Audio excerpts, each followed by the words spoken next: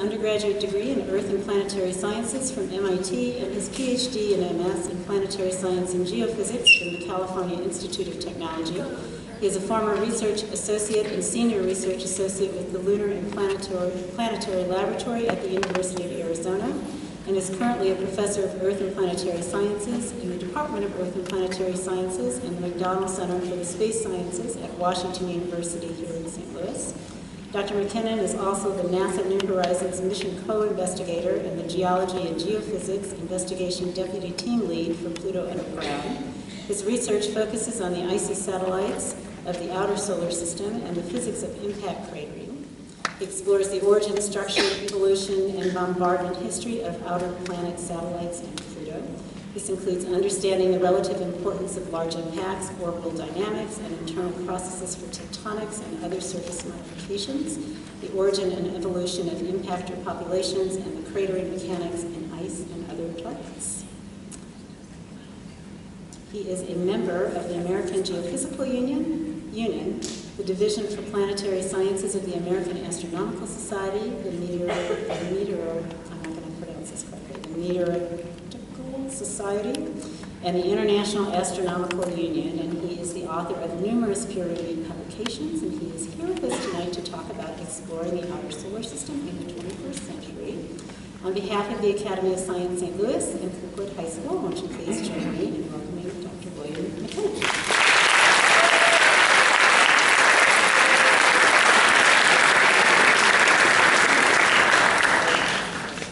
See if the mic works. Oh, good. Good. All right. Let's see if I can make all of this work. Well, you might ask, where does one start? How does one end up exploring a distant, cold, frigid world like the dwarf planet Pluto? Well, it all starts with dreams. I hope all of you that are here in high school, or middle school, or even elementary school have dreams. My dreams,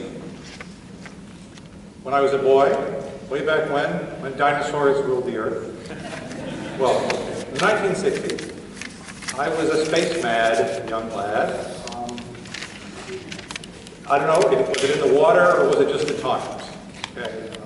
When I was growing up, I was just fascinated with the concept that there were other worlds out there circling the sun that we had never been to, but we're going to go to. So these are the sorts of books I would read, the How and Why Wonder Book of the Planets, if you like. But all of these things are illustrated with pencil or oil sketches or oil paintings. There were no pictures of any place. The Russians had photographed the far side of the moon before I became kind of conscious of things, but it was such a crummy photograph, people thought it was commie propaganda in those days. No one had seen Mars, no one had seen any of the farther planets, and certainly nobody had seen Pluto. But it was a dream of mine to see them all. And for a while, of course, it was basically the job of the grown-ups to explore the planets, and I would vicariously enjoy landing on the moon or seeing the first photographs returned from, or passing by Mars in 1965, that kind of thing. But eventually, and so as I grew up, I studied science and math in high school, and then I got an undergraduate degree in science and math, and then I got a Ph.D. in this young field about basically studying the planets. Not plants, but planets. You know, as I sometimes explain to people on airplanes. And it became obvious, especially as there's this famous mission called the Voyager missions, who went from Jupiter to Saturn, and one of the two Voyagers went on to Uranus and Neptune, and didn't just take photographs of these gas giants and star patterns, but actually revealed their satellite systems, they're mostly icy satellites, to be kind of worlds in their own right. And so that became my focus, because it was the most exotic, it was the most amazing, it was the most new. I let other people work on Mars, I let other people work on the moon. I wanted to explore as far as we could go. But the one thing that NASA or any other space agency on Earth was not planning to do was to go beyond Neptune and explore Pluto. Pluto was, of course, a small world. In fact, it's smaller than our moon. It was out there, we thought, by itself, although we eventually discovered first a big moon and then 4 small moons for a total moon system of 5. So it became more complicated with time, but we didn't know that at the beginning. And it was not possible to convince the grown-ups that we needed to go to Pluto. Well, eventually, we sort of became the grown-ups, or at least the junior version. And at least the story we like to tell is that at the end time of the last Voyager encounter, the one with Neptune, in August of 1989, by the time of which I was a professor here at WashU, we had a dinner. And we basically jokingly called ourselves the Pluto Underground at that point because we thought it would be a great idea to launch a mission to Pluto. But the problem was that the people who were older and more senior, who held all the cards, didn't think it was truly a worthy scientific goal, or would the payoff would be enough for the money that it would cost. Because there are always more good ideas in the world than there are money, so you have to be very clever. One of the people in this picture, let's see if I can make the laser work. There, this young man is named Alan Stern. He's a future PI of the New Horizons mission. Okay, that doesn't mean private investigator, it means principal investigator. Because one of the ways we figured out how to do this mission was not to do it the way NASA did, but in fact to do it kind of almost like a private mission. Not that you could amass the funds privately, but you could. NASA, in a sense, is not running the New Horizons mission. It contracted, ultimately, with the Applied Physics Laboratory in Maryland to run the mission, and a group of scientists, a small group of scientists, no more than about 20, got together to actually organize and plan the entire thing. And in that way, basically we were able to shrink the size of the spacecraft using new technologies and shrink the budget, and that was really very important. So that's how it began. Okay, the dream became a cocktail napkin at dinner. Say, we're not going to wait for the grown-ups. Why not now go to Pluto? And in fact, why not us? Let's go to Pluto. And what that really means is endless committee meetings. Okay. So this is Alan Stern again. As you can see, he looks like he's still in high school. This is how long ago this is. My hair is very different color. And the magical thing that pushed us over the hump, or as Mr. Becker would say here in chemistry, the activation energy barrier, over the barrier, was that we discovered that Pluto was not alone. Not only did it have moons, actually it had one big moon at the time this thing was done right here that you're seeing, but we discovered that there were more bodies beyond Neptune.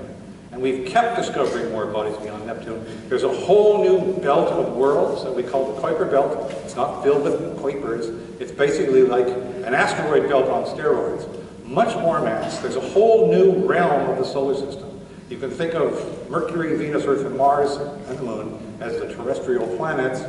Jupiter, Saturn, Uranus, and Neptune as the gas giants. And Pluto, and hundreds of thousands of other major worlds beyond as the third zone of the solar system, the Kuiper Belt. So basically, the National Academy of Sciences was tasked by NASA to look at all of planetary science and decide, given that resources are limited, where should the United States invest its time and money?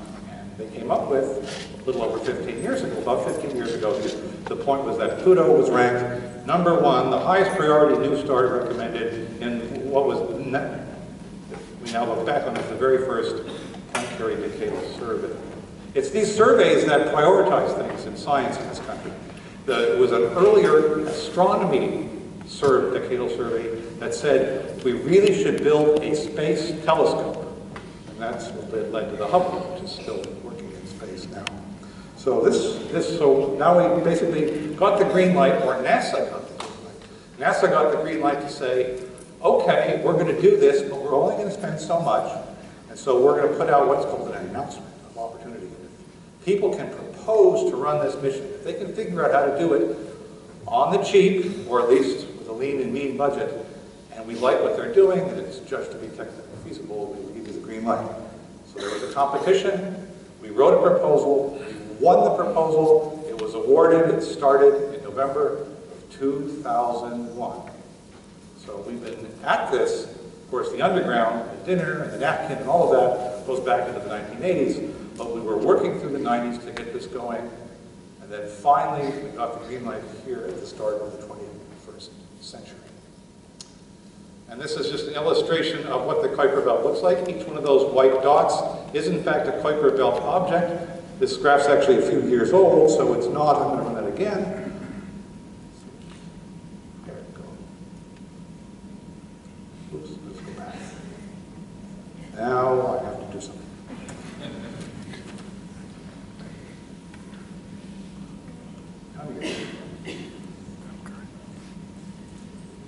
There we go. The red circle is Pluto, the big white circle is Neptune. But anyway, we actually know, like, people using telescopes have tracked now almost 2,000 of these Kuiper belt objects. We call them Kuiper belt objects after Gerard Kuiper, an astronomer who lived in the mid-20th century, who predicted the existence of these bodies, but except for Pluto, did not actually live to see any of them discovered. So this is really what we're exploring. Okay, not just Pluto, but the whole Kuiper belt. I'll come back to that. So, there's of course another reason. It turns out that this other moon of Pluto is a giant moon. We call it Charon. And it's half the size of Pluto in linear distance. And we actually think Charon was formed in a big collision between two Kuiper belt objects long ago in solar system history. And there's basically a relation, at least through physics, and even perhaps even in chemistry, through the formation of our own moon. This is actually a picture of the Earth's moon in front of the Earth, taken by a real satellite only a couple of months ago that NASA has launched more recently. This is a satellite that orbits between the Earth and the Sun in a special orbit and just always looks back at the Earth. And it just caught the moon passing in front. So we think of the Earth and the moon as sort of a binary. The moon, of course, is not as big as the Earth by a long shot, but it's pretty big for a moon compared to the moons out there in space. Charon is even bigger, and I'll show you a picture to scale somewhat later. Can you see this stuff well enough? Because it's really bright on me. I mean, you don't need to see me. I don't know if we could kill just this floodlight. Is that possible? Or no, that's right. We're taping this whole thing. I'll just move forward. Not again. Let me come and do something different. Hold on. Must be some key here. Okay, so one of the things that we had to do was figure out how to make this work. You see a bunch of patterns here. These are actually machines that have actually flown in space. That's the Voyager here. Galileo later orbited Jupiter. Magellan orbited Venus. The Cassini mission is orbiting Saturn right now. These are all NASA missions. This is a scale. This is 7 meters high. So the Cassini spacecraft is like as tall as a school bus standing on it. What we wanted to do was design something that could get to Pluto within a human lifetime, okay, and not cost a fortune. So we were trying to design something small and compact. And so our machine is on this scale. Now this doesn't say New Horizons, it says it's an earlier concept, so-called Pluto Fast Flyby. But that also says something very, very clear. In order to get there in a reasonable time scale, it still takes a decade, because it's a long drive. It has to go pretty fast. That means we're going pretty fast when we get there. So everything has to happen pretty much in a frenzy when we get there. Well, what did we eventually build? We eventually built this. Okay, this is a picture from the Applied Physics Laboratory in Baltimore. These are guys in bunny suits to keep the spacecraft clean, so their hair and stuff doesn't get all over it. It's all wrapped up in thermal gold silver blankets. This thing is the power source for this machine. It's about as big as a grand piano. Okay, there's not right now, but ultimately it gets fueled with plutonium, which generates enough heat. It gets up to about 450 degrees, like a really hot oven. It's got radiators here to let the heat escape. And that heat is converted into electricity. So we basically get around 200 watts of electricity out of this gizmo, what we call a radioisotope thermoelectric generator. It's a long way from the sun.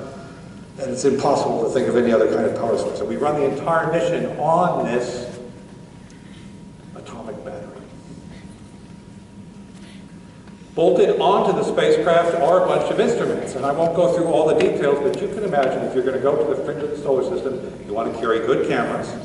So we have cutting-edge technology from the year 2000. We're carrying a megapixel camera. Okay.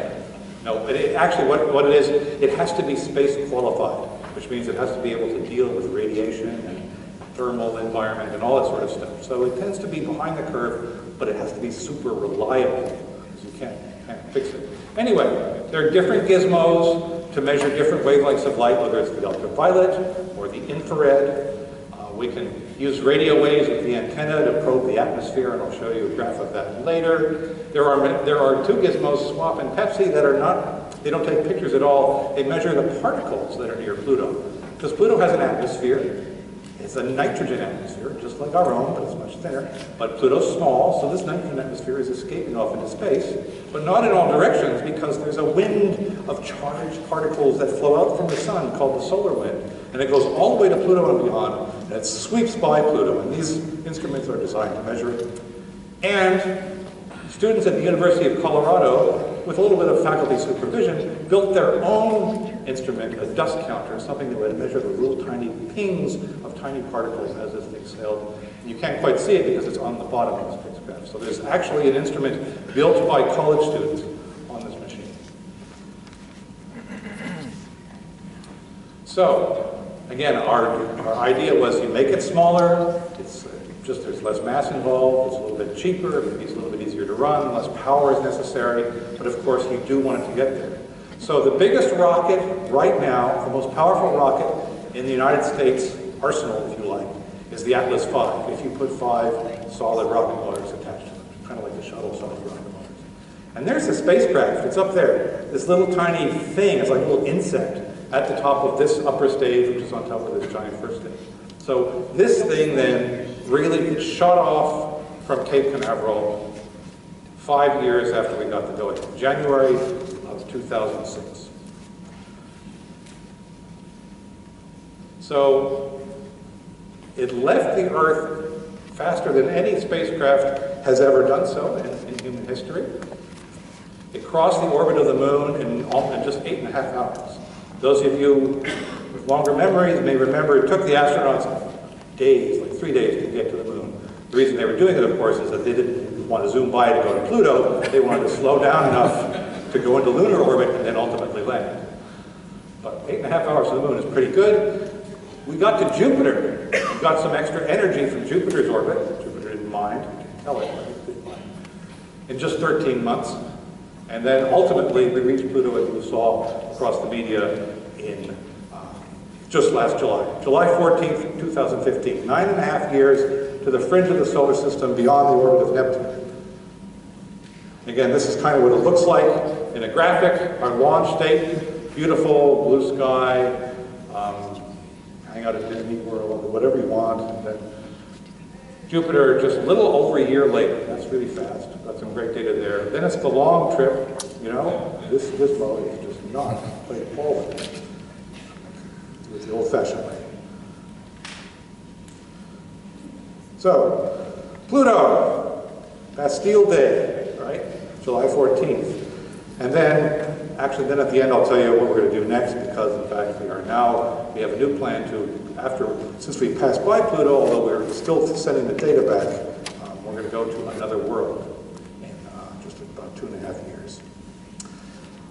So this is a place we're going to explore. Pluto, its big moon, Charon, with this soft CH, or some people pronounce it with hard CH.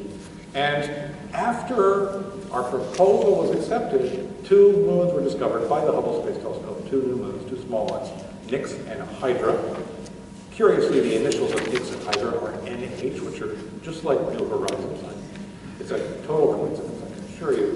And then while we were in flight, Hubble found 2 more even smaller moons, which we called Styx, after the river Styx. You know, this is after the god of the underworld, and Kerberos, which is the Greek form of Cerberus, the dog.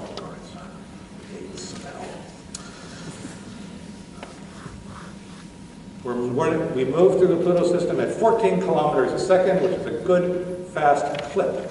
In order to get all the science we needed, we actually designed the machine to do everything automatically. It had all sorts of special rules to carry out everything. All of this was practiced. We wrote a long string of code. We even practiced it in space. The spacecraft, 2 years beforehand, actually did everything it was supposed to do, except it took pictures of nothing and sent those back to the Earth. Anyway, this is the trajectory. It's kind of like a bullseye through the moon system, and then passing into, if you can see it in the back, these little, these are the shadows, because the sun is in this direction over here on the right. So we're passing through the shadows of both bodies, and this is a way we can look back at the sun, which is a really bright light source, even at Pluto's distance, and far as instruments are concerned, and do what are called solar occultations and learn all about the intricate details of the atmosphere.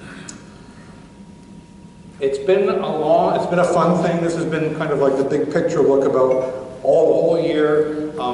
Earlier this year, we were basically taking lots of long distance photos to fine-tune our trajectory and measuring the environment. In the spring, we passed through the kind of resolution barrier where our pictures were better than the Hubble Space Telescope, and of course they got relentlessly better and into July. And now we're into that awesome time where we actually get to play the data back. There was a bunch of pictures that were released in July, and then we sent back engineering data, plasma data, particle data in August. And on the 5th of September, we started sending back new pictures.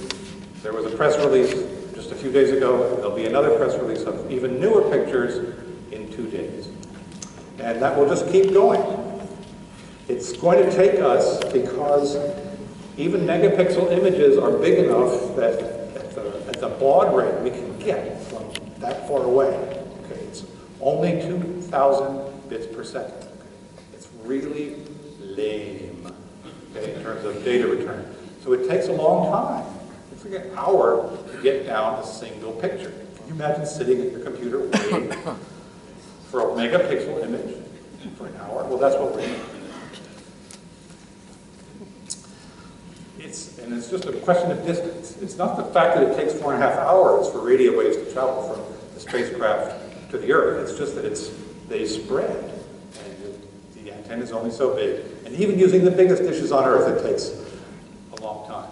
So our fuzzy views of Pluto, as I said, we were better than Hubble. This is back in June. You've seen some of these things. Basically, it's rotating on its axis with the North Pole up. There's bright spots and dark spots, but that's not, of course, where all the action is. We want to see stuff close up. So here's a movie that you may be able to see. So you actually see Sharon going around Pluto. We've made the movie with Pluto sitting in the center. And the clock is running up there at the top. Now we're into July. So now it's really getting good. Pluto is popping into view. Sharon is now outside of the view, and you begin to really see that the dark stuff on Pluto kind of rides the equator. The bright stuff is at the poles, which is perhaps not so mysterious, because we know Pluto's actually covered in ice, except it's, from spectra, we know it's not water ice, it's bizarre ice. At the distance of Pluto, the surface temperature is, well, in the absolute scale, it's 40 Kelvin, or 40 degrees absolute. And I think if you try to do that in Fahrenheit, which I can't do in my head, but I think it's something like minus 360 degrees Fahrenheit. That is freaking cold, my friends. It's enough to turn nitrogen gas, methane gas, natural gas, into solid ices. Okay, and that's what we see on the surface, at least on the very surface of the surface, but we'll see more when we get close up. Bastille Day! It's time to break out the red, white, and blue. Oh. Well, okay, even though it's the wrong flag for Bastille Day, this was actually the moment of closest approach in the morning of July 14th, okay? We held a little celebration, even though we didn't actually know what was going on, because the spacecraft was not talking to the Earth. The spacecraft was doing its thing, taking all of its data, because it was passing through that plane of those satellites. And we were just hoping that everything was going to work, and that we would, later that day, get a phone home from the spacecraft saying, hi, I'm okay, all the data's on board, everything worked as planned, and I'll talk to you later, goodbye. And hang up, just like that. That's actually pretty much approximately what happened, because we didn't want to spend all that time sending back images, because we had data to take. We wanted to fill up the twin 64 gigabit, basically radiation hard flash drives that are on board. So, of course, you've seen pictures like this in the media. So this is, in fact, this is the view of Pluto that we got coming right up to it. Okay? This is what we call the encounter hemisphere. Pluto rotates slowly, 6.5-day rotation. So at the speed we're going, we can't see the whole thing equally as it's spinning under us. We basically are passing by one hemisphere really well. So this is the encounter hemisphere, and in fact, this is Sharon's on the other side of this part. It's Sharon and Pluto rotate toward the Earth. The Moon does around the Earth. It faces, one side faces one each other only. But we thought this is cute, actually, when we saw this. it's kind of like this white pattern here, looks like a heart. So we started to call this the heart. And I could show you earlier pictures. This black thing looked kind of like a whale with fins and a snout, so we called it the whale and all this sort of stuff. We gave these more official names, but they're still informal. In fact, you can go online and buy bumper stickers. I'm not selling these personally, but you can find this stuff. Okay. There are t-shirts you can buy for little babies and all sorts of great stuff out there. In the evening of the 14th is really the core of this. Starting from that napkin and all this work and the machine and all the hopes and dreams to explore this part of the solar system, at one point then the spacecraft turns to the Earth and sends back a bunch of information about the health and status of all its instruments. And amongst the things that it says are like how many thruster counts occur, because we know how many should occur because it's all planned. Like if something went wrong, you would have the wrong number. Or how much of the hard drive, we call it hard drives, how much of the flash drives are actually filled, because you know, like how much of the computer is filled with stuff. And we got all this information back, and it all seemed to fit. But there's this one magical moment. This is Alice Bowman. She's the mission operations manager, or mom. So mom was always in charge. And she's just staring into space, and then she heard this, whatever she heard, and there's a smile. This is the magical moment when we knew it worked. So for all of us, this was the actual, the high, in a sense, the high point of the mission, even though we hadn't seen any of the good stuff yet, which we're still getting to. Most of our lives were taken up in these sort of meta meetings where we would look at the latest pictures and talk to each other and try to figure out what was going on, and sort of plan out what was going to happen next. That's a big room. That's the entire science team in one room. That's all of us, and various hangers-on, if you like. Most of the work, the real work, took place in smaller, windowless rooms at the Applied Physics Lab. This is the Geology, Geophysics imaging room. I like this as a fun picture because you see, mostly if a new picture would come in, it would go up on someone's monitor, people would race to see who could get it up first, pull it off the pipeline, and then everybody would cluster around and, you know, make up stuff. This guy's really puzzled. My friend Francis here is trying to do some work. He's not having any luck. I have my back in this whole scene. My friend Stuart is getting some snacks, so he's got his priorities straight. This is a former student of mine, Kelsey Singer. She just graduated. She's actually a postdoc researcher with Alan Stern at PI. And she's explaining some stuff to this guy that some of you may recognize. He's actually a Ph.D. astrophysicist, and so this is not his field, but he was a guest of the Applied Physics Lab for a couple of days. His day job is astrophysics. His night job is to be the guitarist for the band Queen. That's Brian May. He's a lovely man. Well, of course, we got lots of other data, not just pretty pictures, and so I'll just say just a little bit. Like the spectrometers on the machine, they're data hogs, and so we don't have all that stuff done yet. But one of the things we can tell is that the left ventricle of the heart, if you like, is very rich in solid carbon monoxide, which is very, very weird. Elsewhere, we see solid nitrogen and solid methane, but right here is concentration of carbon monoxide. And don't ask me to explain it. When we learn more, I'll have better ideas. Here's an example of one of those stellar occultations. These curves show the intensity of sunlight in the ultraviolet being extinguished as you approach Pluto, and this is the physical scale. So the atmosphere of Pluto extends tenuously, way out. But eventually we do, in fact, get down to zero. There's zero there. So sunset to sunrise. So we actually control the entire atmosphere, and ultimately we will learn just about everything we ever wanted to know. But we still don't know all the answers. People wanted to do these stellar occultations because the atmosphere is so thin. I showed you a picture of Pluto. You can't see anything there, right? So nobody thought they could see the atmosphere, that it's 1,000,000 times less dense than Earth. It's really, it's very, very thin. But when we look past by Pluto and look back at the shadow part of Pluto and have sunlight, we actually realize that we could actually see the atmosphere itself. You can't see nitrogen gas any more than you can really see it in the sky. Well, okay, we get really scattering and it turns blue, or it looks blue. But it's too thin, Pluto. So what are we looking at? We're looking at some sort of particle, some sort of hazy particles that extend over 100 miles off the surface of Pluto. Really like smoke particles in, you know, a Queen concert or something like that. Okay? That's how it would work. So something's going on. It's pretty, you know, for people who study atmospheres, this is very exciting. Like even the most tenuous atmospheres. And there's some faint banding here that you can kind of see, and I'll show you a better picture in a little bit. Let's move through this. So, and this is an attempt to extract some actual quantitative information from sort of like a box, a sort of squeezed box of this atmosphere. So you see, these are basically cruddy versions of haze layers above the surface. And here's a cartoon, so I don't have anything, even though all of the charged particle data is actually now on the ground, finally. Those people haven't told us what they found yet. They just said, actually what they say is, this is not matching our models. We don't know what's going on. We'll get back to you. Or as the Wizard of Oz once said, go away and come back tomorrow. But no. In reality, this is sort of what's going on. Here's the orbits of the satellites, and there's the spacecraft, there's the solar wind, and there's the escaping atmosphere of Pluto. There's a shock, or discontinuity, and then it streams. You can hardly see with this bright light, but there's kind of a red tone. It's actually kind of a giant tail of nitrogen. So the instruments do detect the escaping atmosphere. So it's the details. The devil's in the details, especially at a place like Pluto, and we'll find out later.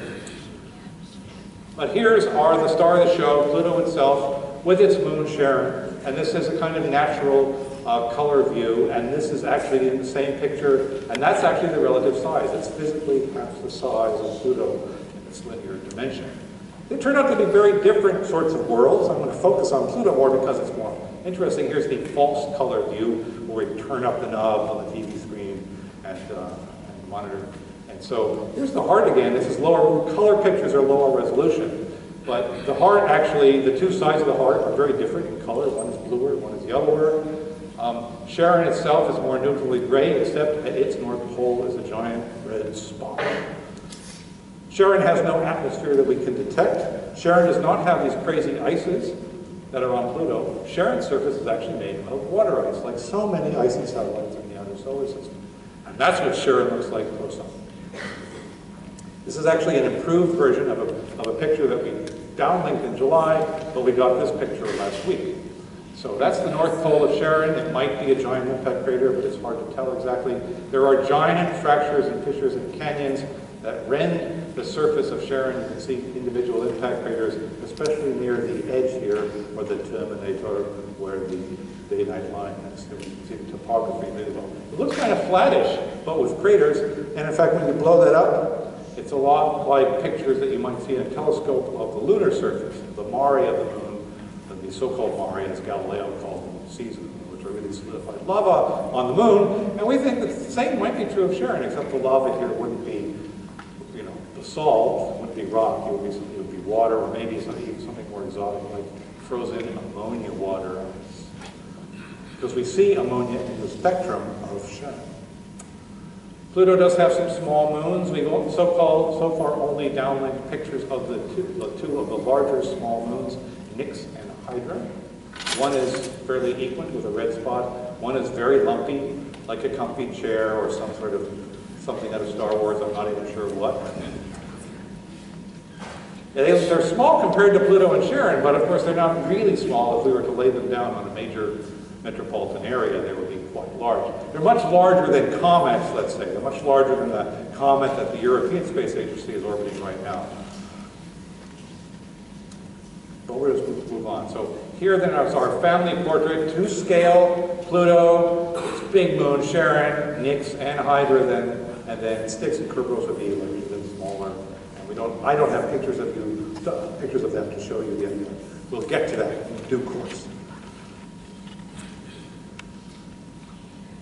This is a true color picture of Pluto that we returned after the encounter. That is, and so this is when the good stuff begins to come down. Because as we approach Pluto, even the pictures we sent back, where we put them in JPEG, compress them to get them down faster. And you know how that is. Okay? We set it to low, just to see what the image would be. But it's really much better. Okay, so there's the heart again. This is the great black region. We called this whole hard region, we named it after the guy who discovered Pluto in 1930. His name is Clyde Tombaugh. So this is in Latin, Tombaugh Regio, the land or the region, Tombaugh. And we named this part, the left ventricle, after the first artificial satellite of the Earth launched by the Soviet Union in 1957, I mean. So we call this the plane of Sputnik, or Sputnik Planum. And this great black region, we have to have some underworldly thing, is named after a mythological creature in the fantasy writings of H.P. Lovecraft. So we call this Cthulhu region. All of these names, though, are provisional or informal. We have to call them something. We got tired of saying that big black area or that white or the heart part, you know, that kind of business. Here's the false color version of the same thing. It kind of brings out some of the stuff I was saying. This stuff towards the poles is reddicher or oranger. There is a difference between the two ventricles of the heart. Cthulhu is not only black, it's a bit red. But let's get down and dirty here and look at some good stuff. So let's zoom in on Sputnik Planum itself. That's a little bit washed out. I'm going to try to show you a better picture. Yeah, there it is. It's flat. It's really flat as far as we can tell. There are no, even with the newer pictures we've gotten, no one has identified an impact crater. And in planetary science, if there are no impacts, it means that it's a young surface that hasn't had time to accumulate, or some process has erased it. Okay. If you see a lot of craters, it's very old. If you don't see craters, it's very young. It's kind of like the difference between the surface of the Earth and the surface of the Moon. And so this whole great region, which is like 1,500, maybe 1,000 miles from end to end, is very, very geologically young. But you can see all sorts of interesting stuff at the margins. And let's look up. And this is one of the great things that we really enjoy in this orange triangle here. If we blow that up, this is the edge. You see this rugged, you can think there's a degraded crater. There's an old crater here. There's a crater.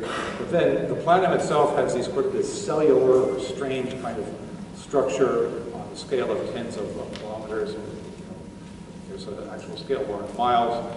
There are like little promontories here, and you can actually convince yourself that stuff has flowed around these islands, if you like, and even into this, through the wall of this crater and onto its floor. So we think this rugged topography is structurally made of water ice, because that's what things are made of out there in the outer solar system. But this stuff is these other ices in solid form, nitrogen, carbon monoxide, and methane. Because all of these materials are, well, they're not soft like silly putty, but they are much more malleable than water ice. At Pluto's temperatures, water ice is cold and rigid. At Pluto's temperatures, solid nitrogen is deformable and will actually move like glaciers do on the Earth. So we're actually we're looking at glacial flow of exotic volatile ices. And so here's just some words that kind of show the same kind of thing. We're all at the northern edge of Sputnik Planum. Solid nitrogen ice flow into this crater and around these barriers that are on land and onto the surface there. If we look down at the bottom, it's a transitional region. There's the cells of Sputnik Planum. There's the rugged. You can actually see these round circles. These are impact craters. Okay, this is an older. Cthulhu is old. He is, in fact, truly a great old one if you know those stories. These are mountains off the margin of a different scale. And there's this smooth stuff that's filled in. It's in the bottom of this crater. It's in this crater. You think this details here tell us that the volatile ice sheet, the glacier ice sheet, is thinner here. It's thicker out here. We have great mountain range. It's a jumble, and I'll show more of these mountains later. So there's Cthulhu down there. We named these two mountain clusters after explorers of, sort of first-time explorers. Just the way Sputnik was the first satellite of the Earth, the first people to summit Everest in 1953, okay, which was truly before my time. Sir Edmund Hillary of New Zealand and Tenzing Norgay of Nepal. So both of those are named here, and we hear from the Nepalese embassy that they're thrilled, okay, because this was the first use of any Nepalese name in outer space that they do. So it was very gratifying. Here's actually a mosaic we have made from 20 pictures of Pluto returned to the ground last week. So it doesn't look very different. It's the same kind of view, but actually in detail, there's a lot more stuff to actually look at. And let's zoom in. So this is now a more complete giant map of Sputnik Planum. We were looking down at the Norgay Montes and the Hilary Montes and the edge of the crater part of Cthulhu Reggio. What I want to show you now up here is where we were looking at those nitrogen flows. I want to look in this area here. I want to look at kind of at this sort of like corncobby, nuddly pattern here, and down here at this sort of dark patch.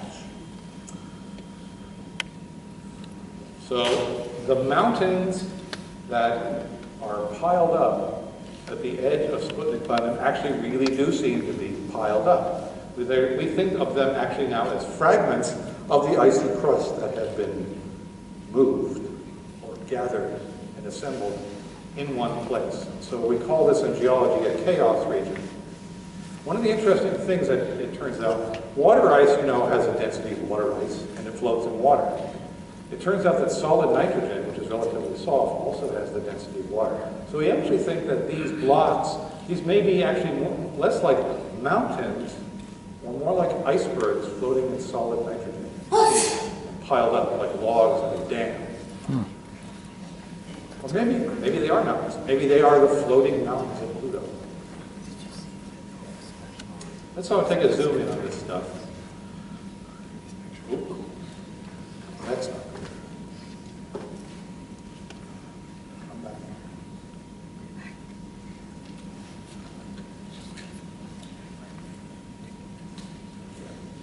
That was just me hitting the air.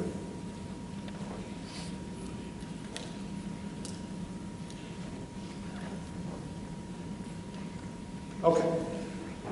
Next, I'm just going to zoom in a bit. So, disrupted crust or floated mountains, you take your pick. There's this little like triangle thing, sort of looks like a Star Trek insignia. There's a little like patch in here. So this looks like, to us, it looks like this stuff is over here. It's like a little remnant glacial lake, and these are its earlier shorelines. See, Pluto's atmosphere is escaping. Where does the atmosphere come from? Well, it's fed by the solid nitrogen that's on the surface itself. And so over time, over geologic time, Pluto's sort of level, nitrogen level is going down. So it's like a bathtub ring for this area. I think this whole thing here was previously filled with solid nitrogen. Kind of fun. Now that other part. This is part of Cthulhu here, and look at all these craters. These are the most craters we've seen yet, all in one place. This region goes back billions of years. There's some ice patch in here, and there's some big mountains over here. This is like 40 kilometers long. This region here, though, really surprised us. So there are another collection of mountains. When we blow this one up, those of you in the front may be able to see this better. It's like a linear pattern of dark streaks, which remind everybody of the dark dunes on the moon of Saturn. Of course, the atmosphere of Pluto is far too thin to make dunes that move by the wind. So either we're just wrong, or Pluto's atmosphere was thicker in the past. So the question mark is there, but it's really very exciting. And the best part of all of this, I'm showing you stuff that we got down within the last few days, but starting this weekend, we will get strips of even much greater resolution that will run it back and forth across the disk of Pluto. And so we'll be seeing all of these mysterious patterns in much higher resolution, and hopefully we'll be able to figure out exactly what we're looking at instead of just putting question marks. We have better pictures of the haze, and so this is a sort of the sort of old version of the haze, and this is the new version of the haze. And there's so much; it gets kind of fuzzed out when we have high compression JPEGs. But there's a lot of interesting details in the haze layers. And those of you towards the front, I can hardly see it myself. There's enough light shining through the haze that it actually illuminates the dark side of Pluto, at least up at the sunset terminator. And in fact, by playing with the stretch on the monitor, here's the actual day-night terminator, the very southern part of Sputnik Planum, And if you blow it up and saturate the daylight side, you can actually see the night side across the terminator. It's being lit up by Pluto haze shine. Okay. And so if you were standing there, you would actually see kind of lights in the sky, different layers. You'd be able to, if you had military grade night vision goggles, you'd be able to walk around.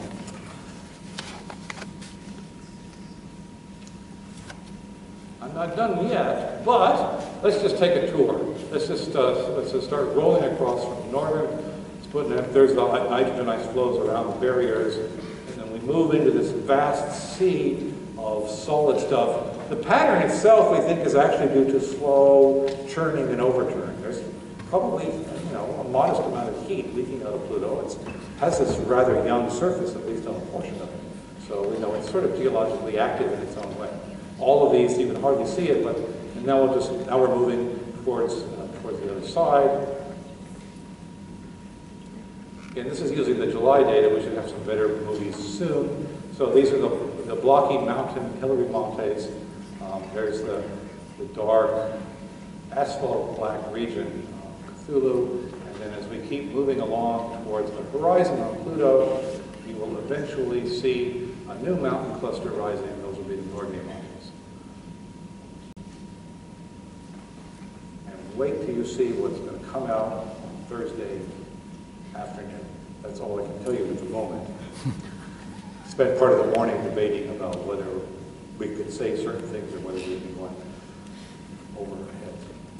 So that's kind of what we've seen. I would say there's about 90% of the data that we took in July, or around July 14th, is still on board the spacecraft. It will take us through next August to downlink all of the data from Pluto. Here's where we were. Doesn't say the date. Well, on the 8th of September. So a week ago, here's where we were. Here's the orbits of the planets, Uranus, Neptune. The Earth is way down inside here. There's Pluto and the spacecraft, and if you blow that up, Pluto has moved on and we've moved on, but we're still sending the data back. So for us, the exploration of Pluto continues. We have not seen the highest resolution images at all, not one, not a piece of one, not at lower, not at high compression or anything. So there's a lot of excitement to come. There's a lot of good spectral data to understand what's made of what where, which will help us interpret things. That's where we are now, or at least a week ago. And here's a picture of where we're going. So there's the inner solar system, all hiding down in there. There's the asteroid belt. Jupiter's orbit, Saturn's orbit, Uranus's orbit, Neptune's orbit, Pluto's cockeyed orbit. We passed by Pluto. This yellow line is the trajectory of the New Horizons spacecraft. We have recently made the official decision, or NASA has accepted our official decision, to use the remaining fuel in the thruster system to slightly tilt the trajectory of the spacecraft and rendezvous with a distant Kuiper belt body, something about the size of Pluto's smaller moons. It doesn't have an English or Greek or Latin name yet. It was discovered by the Hubble Space Telescope. That should be 2014. 2014 MU69 is its designation by the International Astronomical Union. Here in this graph, it's called PT1, so potential target 1. Now it's just the target. So we just want to replace that with a T. So that's where we're going next. We won't get there until New Year's Day of 2019. It's 1 billion miles. It takes a little while, but we can do it. Spacecraft is designed for these distances, and when we get to 2014 MU69, it will be certainly the most distant body ever explored by the human race. So for me, the dream has come true. I have seen all of the planets. I have seen all of their satellites. Okay. July 16th, 1965, the first pictures from the Mariner spacecraft, which flew by Mars, right? We didn't go right into land and start roving, we flew by first. So for Pluto, the idea was we're going to get there and get the most science for the money we can spend and have the first flyby. So 50 years to the day, this is the new cover of the New York Times, July 16th, 2050. So the classical solar system has at least had, we have at least cracked open the door to understand what's there. So whatever dream any of you may have in this field, you know, it can come true. You may have to wait until, you know, you're older, but, you know, start thinking about it now.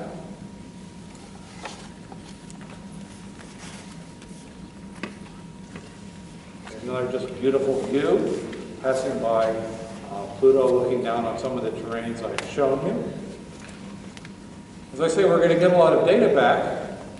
In fact, maybe in the future, for somebody's descendants, people will travel to such a distant place and it will be part of the national park system.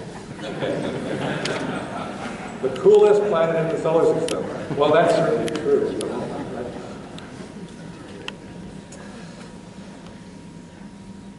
But that's not the end. Even though when we look back on Pluto, we say sayonara to Pluto, as I say, the data are still coming down. But it's, you know, the territory is there. Okay? The human race has the ability to conceive of and explore and more deeply comprehend its place in the solar system and hence the universe. And so even though we have passed by Pluto, we are far from done. Just as this mission is reaching its culmination, NASA and other space agencies are embarking on the next wave of exploring the outer solar system. I'd like to tell you just a little bit about two missions that are just getting going. Missions whose timelines are like Pluto's. They're starting now, but when, especially those of you who are in school, when you're grown-ups, this is what you can be part of, because it takes, in the outer solar system, timescales are long. So, this is not a NASA mission. This is, you know, by now, you know, there's the European countries, the European Union, have their own space program, but it's called not NASA, but ESA, the European Space Agency, and all the member states contribute instruments and they decide on what to do. They're orbiting a comet right now, you may have seen it in the news, but they have started a new mission, and it's going to go back to Jupiter, but with a very special purpose. It wants to really not focus on Jupiter, the giant planet, but on its moons. Io, Europa, Ganymede, Callisto, and especially this one, Ganymede, the largest moon in the solar system.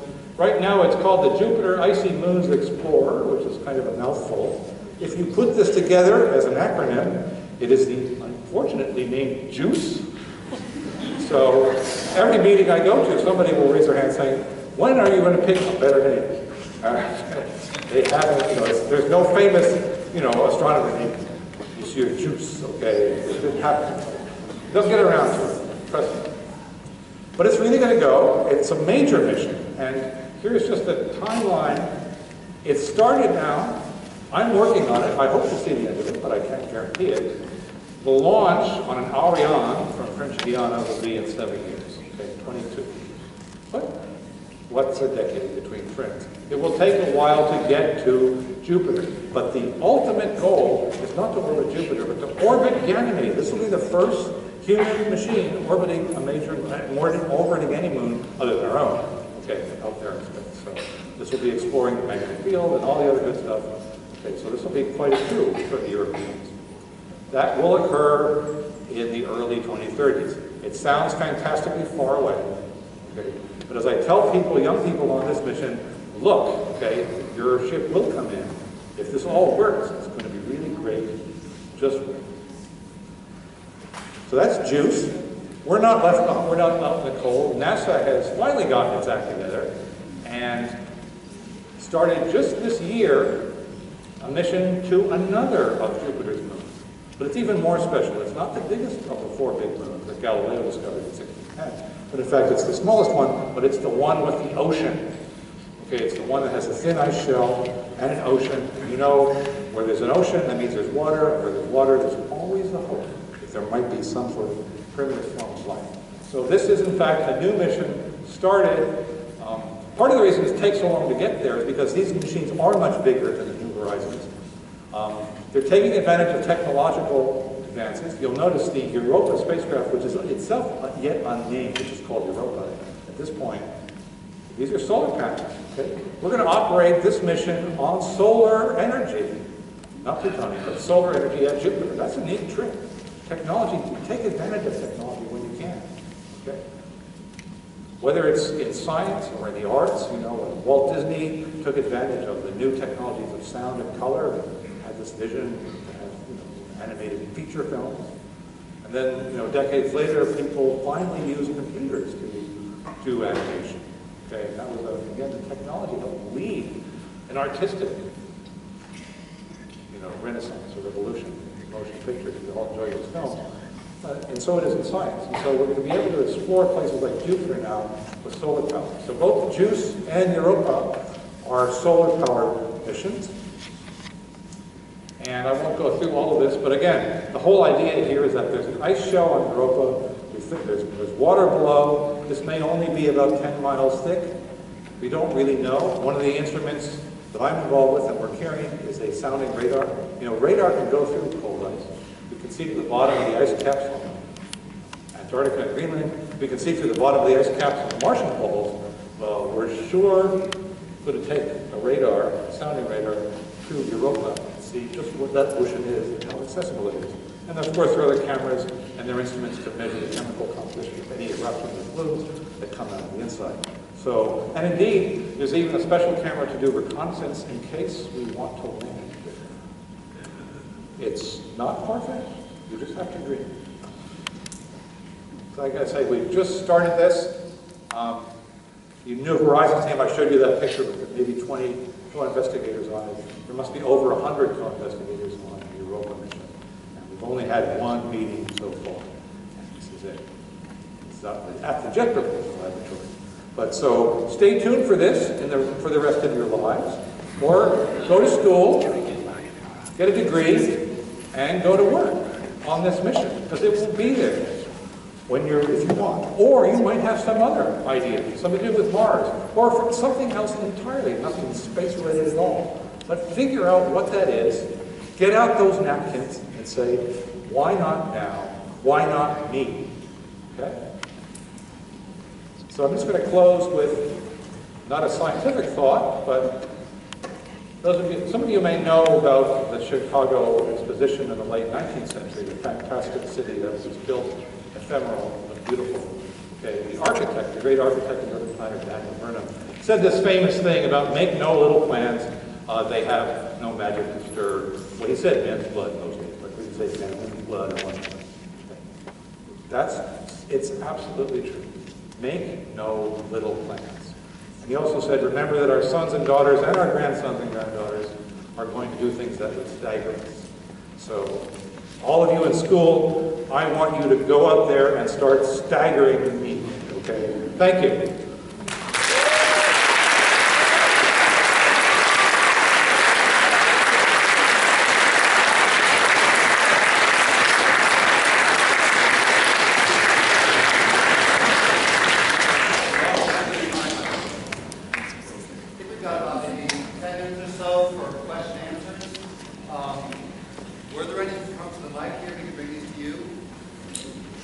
Questions for Dr. McKinnon?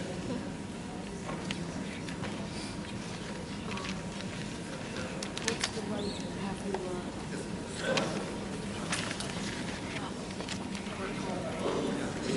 Now, how thick is the ice pack in Sputnik?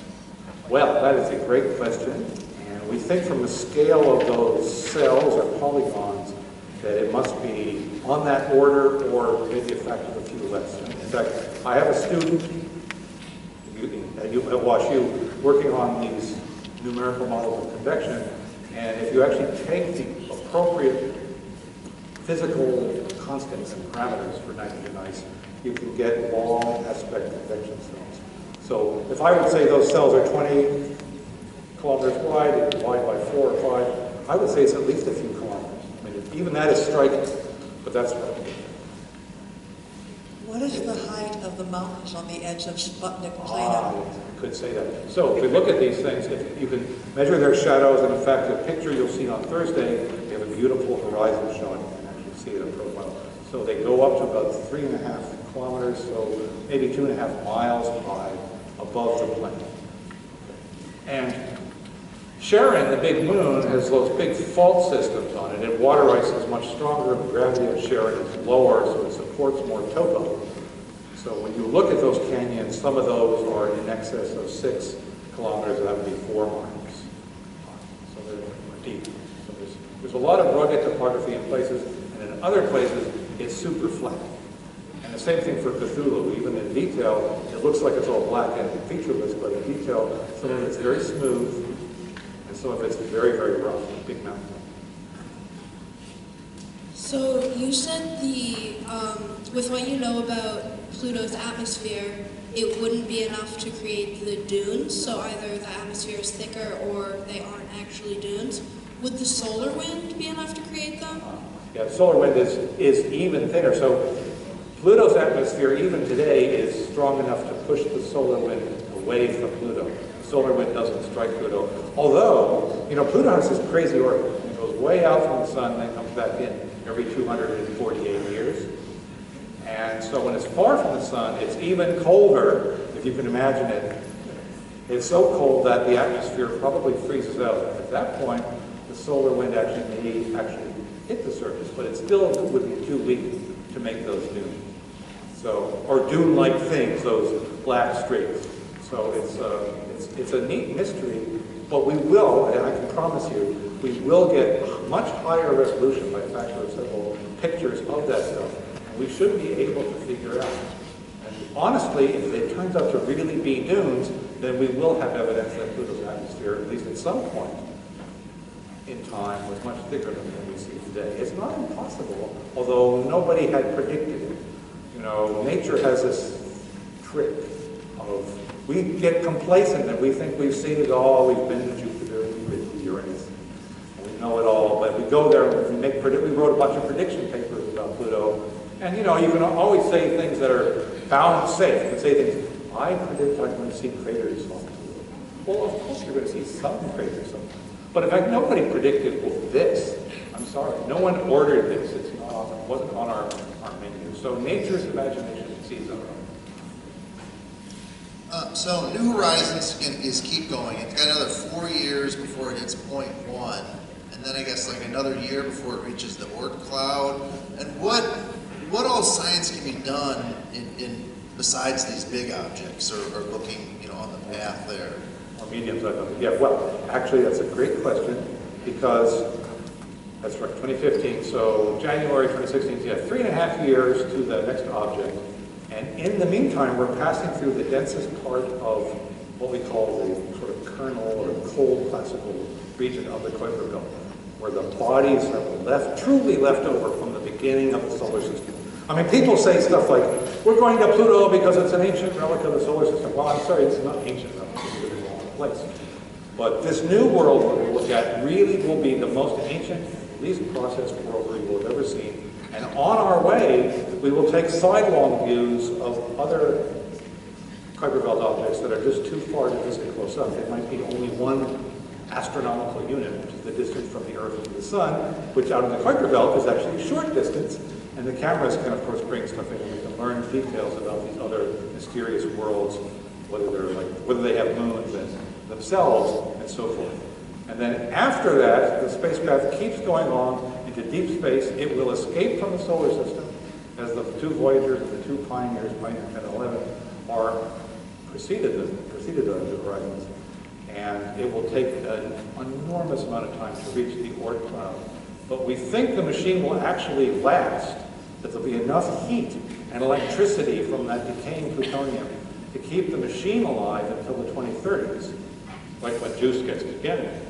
And as long as NASA allows it, we can probably take particles and field data and learn at least about the so-called heliosphere, the influence of the sun out in deep space. So that would not be and I should say the encounter with the small Kuiper Belt object is something that is not approved by NASA. We have to fire the engines or the thrusters now. Then we write a proposal next year. We're gearing up to do that.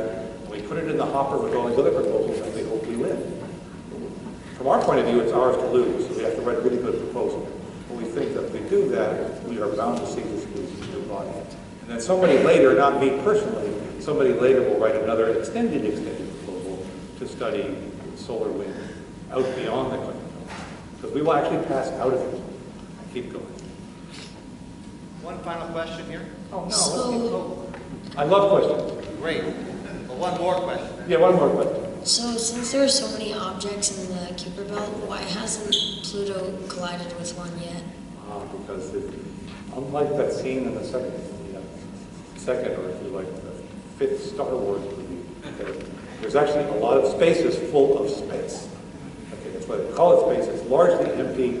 You can sail through the Kuiper Belt and not hit anything except tiny little dust particles.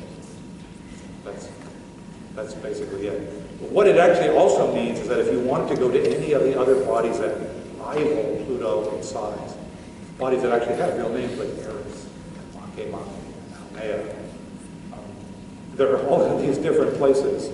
And in fact, let's see. Yeah. This particular graph, by the way, when I showed you that movie, all the white dots were actually real at the time. These dots are artistic license. But this one here is Haumea, Makemake, and Eris was here. So you can hardly imagine a machine that could visit all of them within a human lifetime. These distances are so immense. But maybe somebody will figure out something clever, something to do with engines or whatnot, and we'll be able to, these worlds are yours. This audience, you kids here, these are your worlds to explore. Well, thank you very much. If any other questions exist, I think we should just bring them up because I think you'll be willing to answer questions up here. That'd be great. We have, nothing coming up afterward. We do have the drawing for the 2 memberships. So we're going to take out those little half stubs. Also, students, if you have to leave, you understand, make sure you turn in the part of the pink card that has your name on it, and keep the other part that has the web address for the little evaluation, okay? So. Okay, so we've got the winning lottery numbers for the Junior Academy membership. 204094.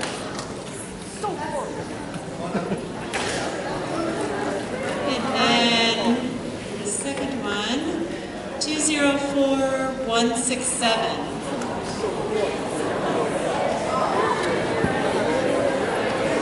We have a second winner? Oh, great, right over there.